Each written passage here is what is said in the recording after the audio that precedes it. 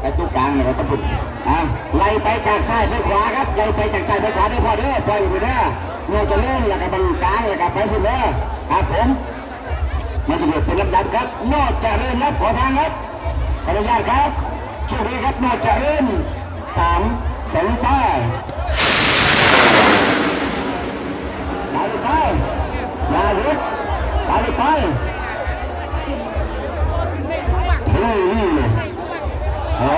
มันเดือดแห้ง ที่รี่เลยช่างได้บ้างเด้อมันจะดึกกันเยอะไปเดินตัวพูดเลยได้ละราคาสูง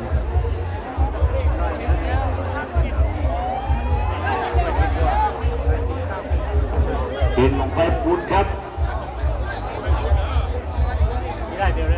ลูกตัวสาวเอาประทัดให้เขาวะมาสู่เขาหางเขียวนะครับที่วานอนนะครับมองไปค่ายในบ้านนะครับใช่หัวพุทธลันเด้อเป็นวัดพุทธไปเลยใช่หัวพุทธลันก็จะหลาเลยนะเพราะว่าตกเรือพอไม่บอกเกิดนะครับไอเรื่องเช็ดเรื่องตัวในป่าดำได้ครับพิกออกไปเลยนะครับเรือพอไม่บอกเกิดตั้งไว้แล้วพี่น้ำจะบังเลยก็ได้ช่วยบังไว้มา2,000ลงไปเล่นกับ2,500มิดอิ่มจิมเลยเสือปัญหาหายจ่อยวันนี้โอ้แม่นี่เอาบางนี้ไปบอกเขาถวายปูถวายอะไรปันละค่ะถวายเขาแบบนี้เอาไรหนาเอาเสียกันไปแล้วไม่ป่าดำไม่ได้นี่ด้วยกันเด้อไม่ป่าดำไม่ได้มื่อนี้ไม่ค่อยดีเนาะเบิร์ดคือบังเลย3ราคา300ตักเอียงเลยค่า40-60ไปป่าดำได้ตอนนี้มาคอยจูดบางแรงที่ได้175เตะฐานพวกผู้ปกติตอนนี้ที่เราเอามาก็200อยู่แล้วนะ180 ถึง 200กินกระสิบเท่านี้นะบ้านนั่งใจเต้นหัวนะทิพย์บอกพีดด้วยเฮ้ยบังไฟในบ้านเนี่ยเนี่ยครับบังโคโลอยู่นี่ถ่ายไปเลยเห็นบอลบ่เห็นกล้องซูมบ่ถึงเนาะโอ้เห็นอ่ะเห็นเหมือนกันครับเปิดวิ155โอ้โหเจระบังเนาะไม่จะ100กว่ากับบ่ถึง100มันเป็นรูปลักษณ์โบราณบอกมวนเลยตอนนี้เป็นอย่างราคาบ่ลงเลยไม่จ้างมันว่าเบาดีเป็นอย่างราคาบ่ลงแล้วเพราะว่าเขาได้หลายเลยเงินหลายเขาจ่ายเราแล้วถ้าดูรูปขวบๆไหนแต่ด้วมเนี่ยต่อไปครับเดี๋ยวกันรัตดานั่นเจ้าของเชียงหมูเจ้าของเชียงหมูนั่นเอาเด้อสางกีเลยเอาใจเด้อดีเด้อสื่อจะลงเว้ยเลยหาหน่อยนะเว้ยที่กระเป๋าเงินเอามา100นึงเว้ยสมมติสื่อ40ดิกี่บ่ปุ๋ยว่าอะไรของค่อยเนี่ยเบิดไปจ่อยนี่บ่ต้องให้เห็นเนาะ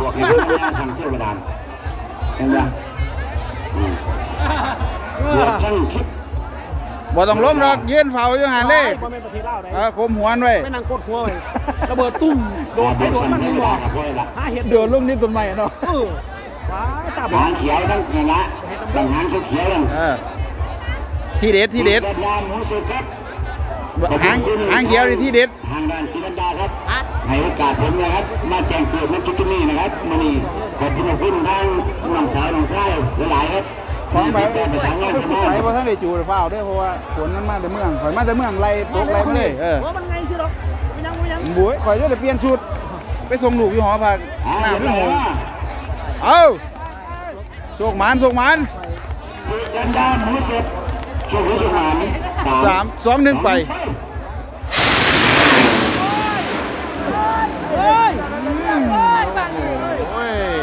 ไม่สิ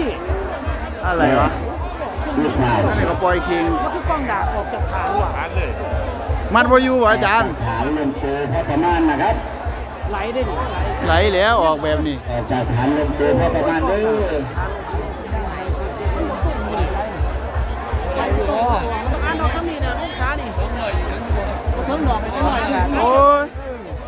หี่ยวมาแล้วหน้าเลยนี่ผมจะว่าให้ไปเหี่ยวสถานที่เล่นบ่กวนวะ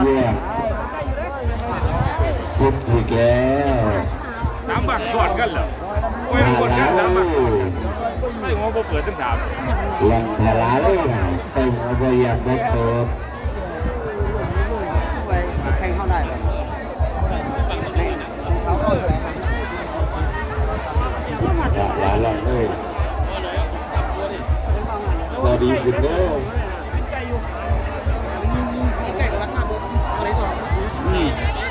เขาแต่งกลางดังครับพอดีขึ้นนะครับเพื่อขึ้นนะครับตามกันซะ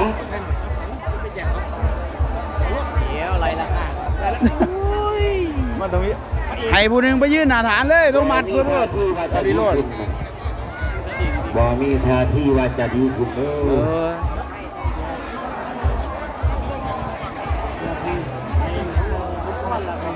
เดี๋ยวจะรุดตาดำเป็นเสร็จนะครับจะมาฝ่ายการเป็นผู้แจ้ง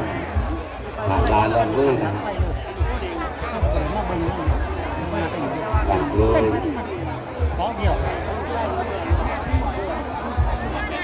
เดือดมาฝ่ารถขุดเดียวครับเดือดสายไฟประมาณ2 บ้าครับจะมีขาไล่ๆครับครับเรือนโตเข่าขาได้รูปร่างมาขาเป็นขุดเดียวใช้รอ2จูบไปหรอบ่พอ2จูบไปหรอบ่130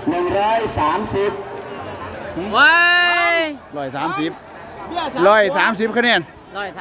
130โอ้โห ต่อไปของไปก่อนปังปอนปั๊มน้ำมันดอนพระเจ้าครับคุยกันครับคุยกันขาดเลยเหรอขาดนี้ที่เป็นก็เสียดายก็ขออนุญาตเช็คทางตุลาการนะครับผมบอกให้ทีมงานของน้องสมหญิงนี่จุดเลยยังครับผมสมหญิงบอกขอสั่งนี่นะครับสมหญิงกับน้องสมหญิงกับยังสมหญิงนี่จุดเรื่อยนะเข้าใจอยู่ครับผมน้องสมหญิงยังนะยังน้องสมหญิงยังไม่จุดครับแต่ว่าสมหญิงนั่นจุดเรื่อยมีโครงการเล่นนะครับผมสำหรับน้องสมหญิงสอสายชาเอ็กกี้ซุปเปอร์แม็กนะครับเหลือแต่แค่ยู3 บ้างนะครับเป็นเรื่องบนฐานนะครับผมต้องการเล่นนะครับใครต้องการเล่นไม่ได้ที่มีว่าพี่นะครับขาดช่องทางนี้นะตัวนึงหางเสือแต่ทุกคนพี่น้องทาง มันเจ้าทินนะครับ ทุกวันวิสัยทีมงานฉลามบุญครับเดินทางปลอดภัยนะน้องครับนี่มันได้นานไม่รู้จักกันมีที่บ้านแขมนะตำบลแขมอำเภอสุพรรณพิสัยนะครับวันที่21อยู่สุพรรณทำเลตำบลทับใหญ่อำเภอรัตนบุรี22อยู่ที่บ้านน้ำแตนตำบลแขมสุพรรณพิสัย23อยู่ที่บ้านหนองแรงตำบลหนองนาอำเภอพุทธศรีสุวรรณ24อยู่ที่บ้านสายตะคองตำบลอยู่ในอำเภอพุทธศรีสุวรรณ25ยืดได้ขึ้นไปที่ด้านพระเสาตำบลพระเสาอำเภอมหาชนะชัยนะครับเป็นทางของหลัก แม่นบ่อะไรแล้วค่ะบ่ไว้บ่อะไร บางปอนปั๊มน้ำมันดอนพระเจ้าพร้อมกันทีครับ3 2 ไป ลูกไปต่อเลยโอ้ตาเป็นลูกตาไป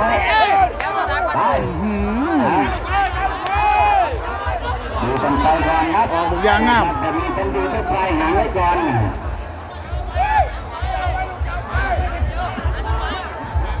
บอลหน่อยกระไรครับเบิ้งดูปลายหางก่อนนะครับเพราะว่าหางดูบาดด้วยกันเลยมีปัญหาครับ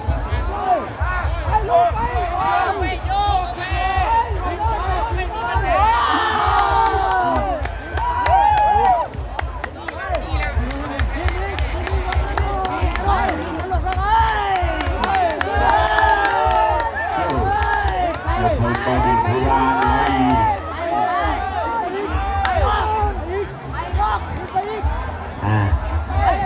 ก่อนครับดึงกันไปก่อนดึงไปทีบอลแรกครับหางอยู่กลางมีไฟ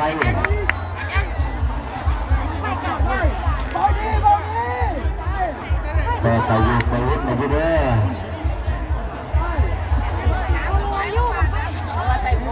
ดึงของไปที่ดึงตัวเองไว้ครับกับดึงตัวบางคนดึงตัวเองไว้เตรียมเลยไปครับ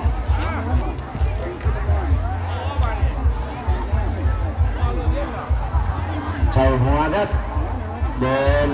ตีผู้ต้องกลางเบาๆครับหลุดกันที่องศาครับเพื่อเป็นของใช้ที่สติตัวและดึงตัวเองไว้จับที่ตัวและดึงตัวเองไว้ครับมาเจอกันแล้วเดินตีผู้ต้องกลางครับแต่สามีเบาเห็นอยู่เด้อ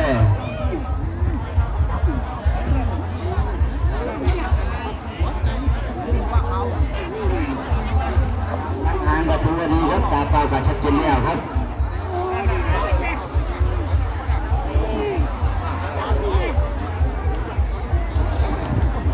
ฝนล่มลงเม็ดแล้วกว้างครับถึงวันที่องศาครับพี่น้องไม่ได้สาดผมเยอะท่านหาช่องเลยวันระวังผจญตาสบายใจครับสบายใจนี่ตึ้งบอกไก่ครับดูไก่เขานี่บอกไก่นี่ด้านขวาครับไอ้ต้นแพร่ขึ้นไปนี่เห็นไหมเนี่ยมันหันหัวมาเอาข้าตัวเลยจุดสุดครับมันเป็นไว้ที่ดึงตัวไว้มันไปเบอร์สุดนะหางมันหลุดบาดดึงตัวนะครับนี่หันหัวมาเอานี่เบาเรื่องอาจจะได้ครับการเดินทางไปเบอร์สุดครับเบอร์สุดผ่านไปโอ้ยประธานสายไฟ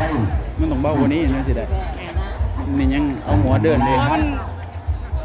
รถลั่นต่ำลงมา205 คะแนนล้างอาถรรพ์ไม่ได้นะครับ